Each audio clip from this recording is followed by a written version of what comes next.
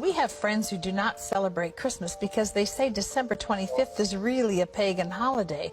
While I agree that Jesus may not have been born on December 25th, he certainly was born as described in the Bible. How do I respond to them?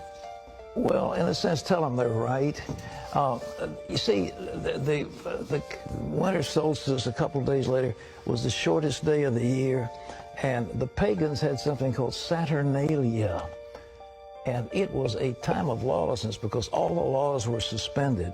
And people, a bunch of singers actually wandered the streets naked singing. And then they had orgies, sexual orgies. It was a mass thing. Well, when the Catholic Church came along in Italy, the Romans and others didn't want to give up their holidays. So they said, okay, we'll Christianize it. And so they said, okay, we'll say the birth of Jesus was the 25th of December. And then there was a monk who began to add it up. You see, if you read in Luke, it says there's a census taken when Quirinius was governor and so forth and so on.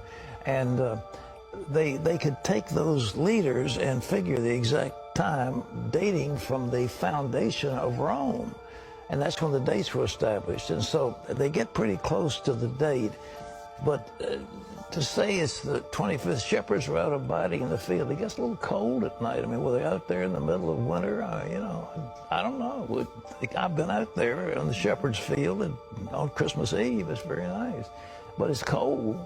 And nevertheless, I mean, what was going on? So all this business about mistletoe, pagan. Christmas trees, pagan. Giving out gifts, pagan. Every bit of it is pagan. Every single bit of it is pagan. We've Christianized it all. And so that's good.